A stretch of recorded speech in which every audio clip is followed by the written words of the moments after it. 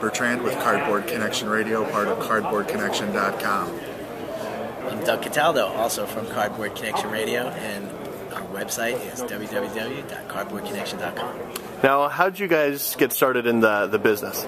Yeah, I've been a collector since I was 5 years old. Now I'm like 40 some number. I'm not going to tell you exactly, but no, 43. So in the early 70s, just like anybody else, you went to your grocery store or your hardware store, you could find trading cards then. And I bought everything I could get my hands on. And eventually my hobby grew into a little more of a passion. And I think I identified with a lot of collectors in that way. And I was fueled to do something, whether it was trying to work in the industry. I eventually found my own niche with doing a radio show. And we started with Upper Deck, as a matter of fact, at the 2001 NHL All-Star Game. We did a broadcast with you guys, and it kind of took off from there. Well, the radio show has changed a lot since then, probably. So tell us about why a shop owner should tune in, what benefits they would get from it, and what the show's like today. No, you go ahead.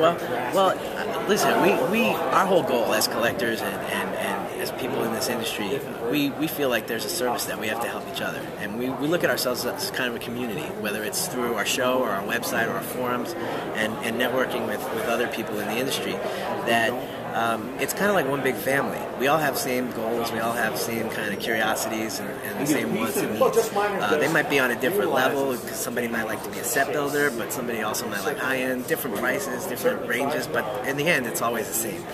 And I think we kind of took it upon ourselves to say, there's something we can do here, and to benefit other collectors, we get guys like you, Chris, and some of the other Upper Deck people and other companies to come on and discuss trading cards and what goes on behind the scenes, why certain things happen with products, why certain things don't happen with products, and we give them an opportunity to kind of get close to you, in a way that you might not be able to do all the time. And if I could add to that, when I returned to the hobby after collecting as a kid and doing other things, coming back to it, I needed a resource to figure out how to spend my money.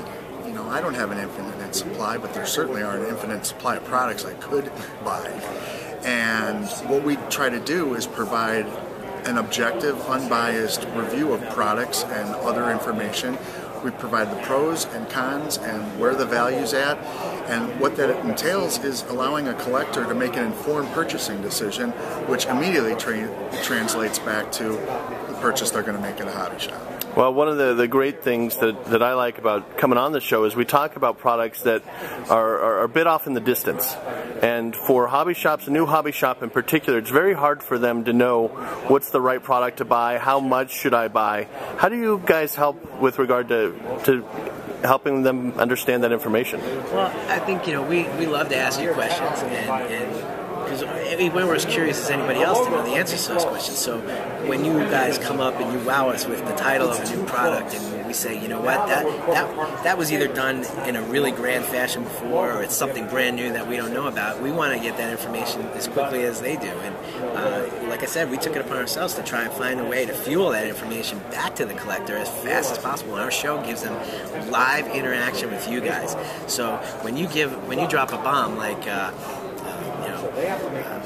shadow boxes or a new innovation, we want to make sure that we get that information out to collectors, and we've done a really great job. I think, I don't want to pat myself on the back, but to make sure that people are in tune with what's happening in the industry. And a store can only benefit by knowing its products, and that in turn helps drive sales, which in turn helps the collectors get that education that they need to know what they want to buy.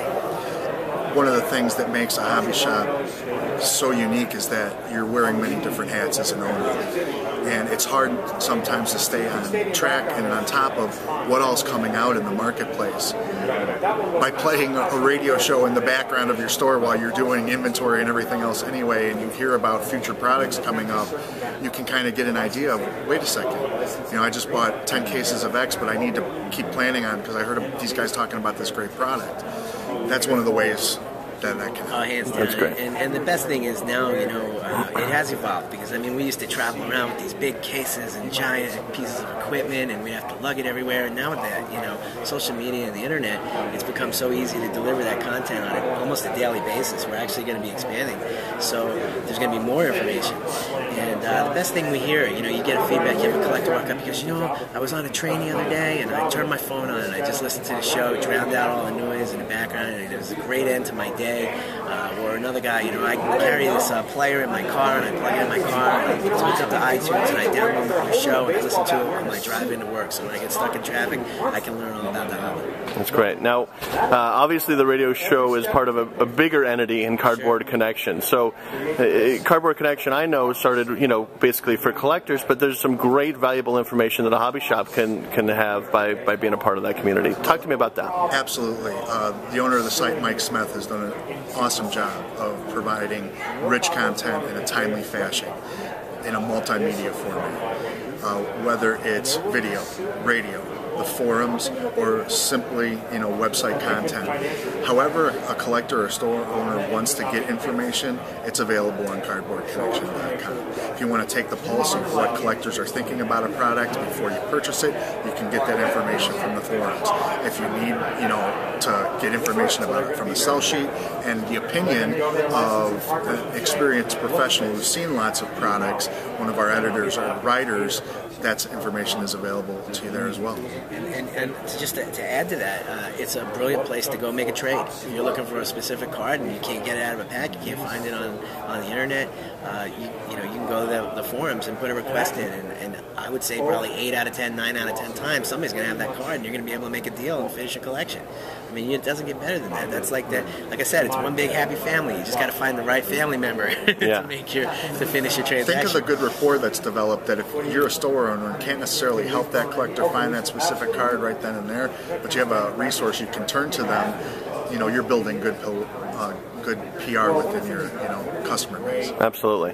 So one other thing we kind of talked about was, in terms of finding information, there's so many great bloggers out there nowadays, and one of the ways they disseminate their blogs, and even just some passionate people that share information on Twitter.